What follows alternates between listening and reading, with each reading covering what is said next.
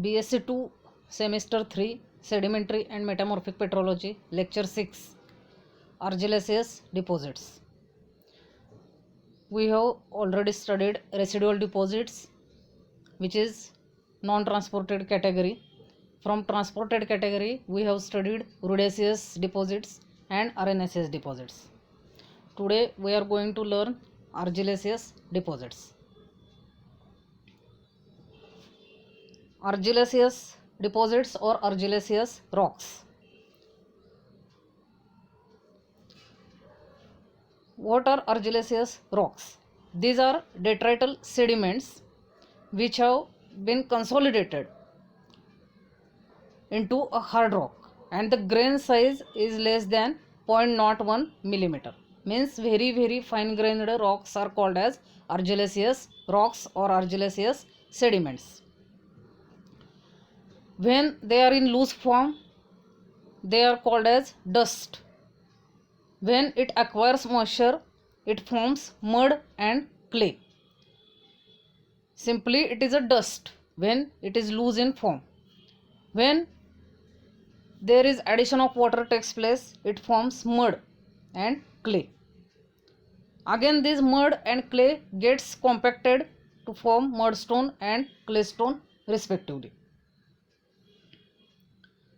During compaction, most of the water from the sediments have been squeezed out. Originally the sediments are in wet condition, they hold large amount of water. During hardening and compaction, this amount gets squeezed out from the sediment. Mineralogically, these rocks contain high proportion of alumina and finely divided mica. As we know, clays, especially China clay, their characteristic feature is that they are plastic when they are in wet condition. Means we can mold them to various shapes and we can make various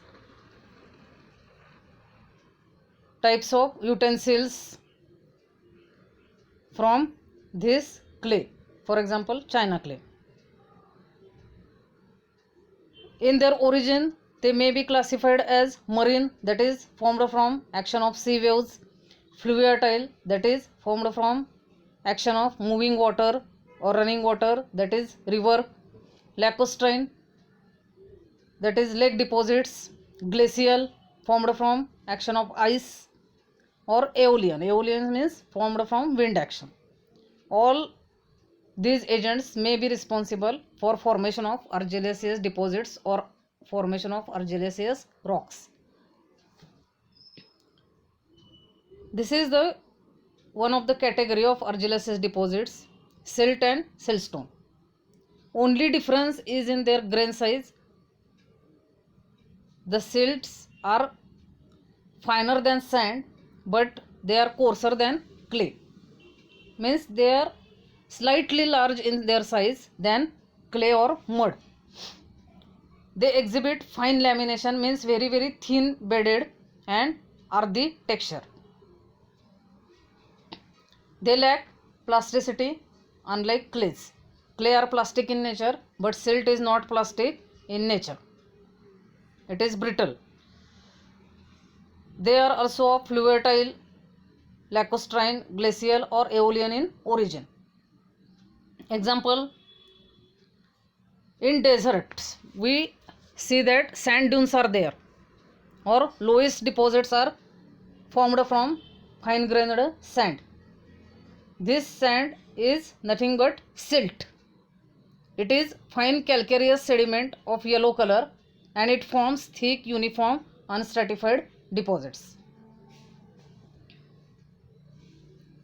When this silt in the loose form, we call it as silt. After compaction, a stone is formed from it which is known as siltstone. So this is one of the category of argillaceous deposit, silt and siltstone. Only difference is in their size. It is larger than clays but finer than sand.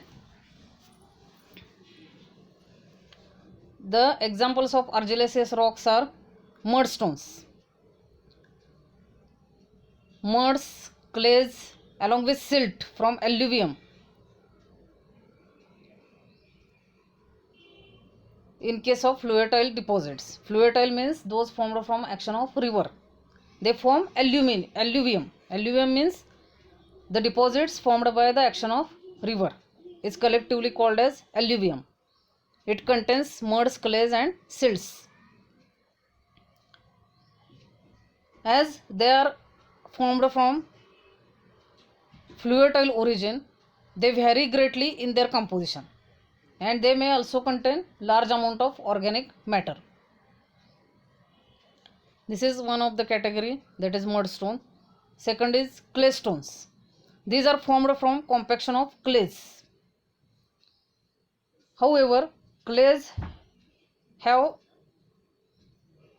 a property to retain water as they are highly porous. Hence, they may retain as much as 15% of water.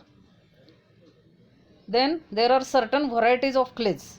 First is China clay or kaolin. We know China clay, the ceramic material. It is white in color, containing clayey mineral kaolinite along with fragments of quartz, feldspar and mica. Along with clay mineral kaolinite, there are also other minerals present like quartz, feldspar and mica, but they are present in subordinate amount. This is one of the variety of clays. Another variety is pottery clays. They are very plastic and highly aluminous, and there is no iron present in these clays. Then brick clays. This is one of the most abundant type of clays and they contain compounds of iron and magnesium. Then next variety is fire clays. They contain very low alkalis and hence they can withstand high temperature, and hence they are used in refractories.